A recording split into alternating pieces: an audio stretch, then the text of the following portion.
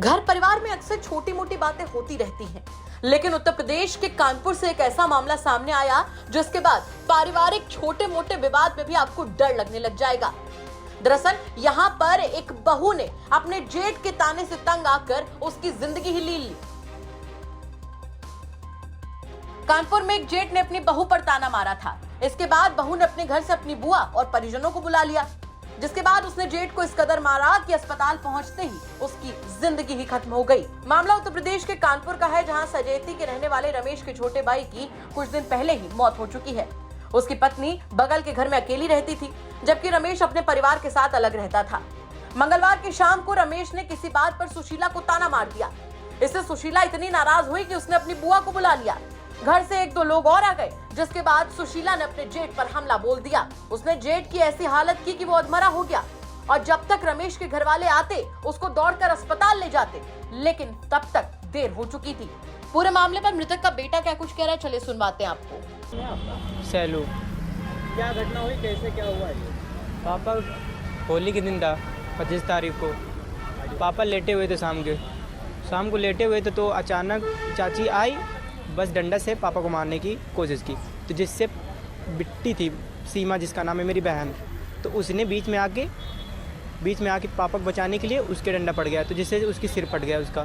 फिर बाद में उसने संपर्क किया अपने पुराने प्रेम प्रसंग है उसका, प्रेम जहाँ से उसका प्रेम चालू है, तो उसने वहाँ से उसे फ़ोन किया जयप्रकाश और छेदीलाल मेरे फूफा हैं, और कपूरा। इन्होंने पूरे अपने लड़कों को, सारे लड़कों को, राजकिशोर और भोला, मन्नू उनके दादा या चाचा की लड़की हैं, सियाराम नाम है उनके पिताजी का। इन्होंने हमला करने के लिए वहाँ से पहले प्लानिंग बना के आए थे, और उन्होंने कुल्हाड़ी डंडे बांका और सावर जो देहात में जाता है, सावर से उन्होंने अचानक हमला कर दिया पिताजी को। तो जैसे पिताजी की सीरियस हो गए, पिताजी वहीं बेहोश हो गए। बेहोश होने के बाद भी उन्होंने मम्मी, बहन, भाई सबको मारते बंद नहीं किया, फिर भी मारना चालू रखा। सब लोगों को मारा, सभी लोगों की चोटें आई है। कोई हमने शिकायत थाना सजेती में की थी। क्या कार्रवाई की जा रही है। सरकार का क्या करेगा? सरकार से मांग हम यही करेंगे, सख्त कार्रवाई हो उन पर। परिवार में कौन कौन है? परिवार मेरी बहन, 3 बहनें हैं हम, 3 बहन है, 3 भाई में। वहीं इस मामले पर पुलिस का क्या कुछ कहना है, वो भी सुन लीजिए आप। आज दिनांक 27 मार्च 2024 को थाना समिति पर सैलू पुत्र रमेश उपस्थित आए। उनके द्वारा बताया गया कल 26 मार्च को उनकी चाची के द्वारा बुलाए जाने पर कुछ अन्य रिश्तेदार वहां पहुंचे तथा उन्होंने लाठी डंडों से मारकर उनके पिता को घायल कर दिया, जिनकी दौरान उपचार आज रात मृत्यु हो गई है। इस सूचना पर तहरीर प्राप्त कर तत्काल मुकदमा पंजीकृत कराया गया।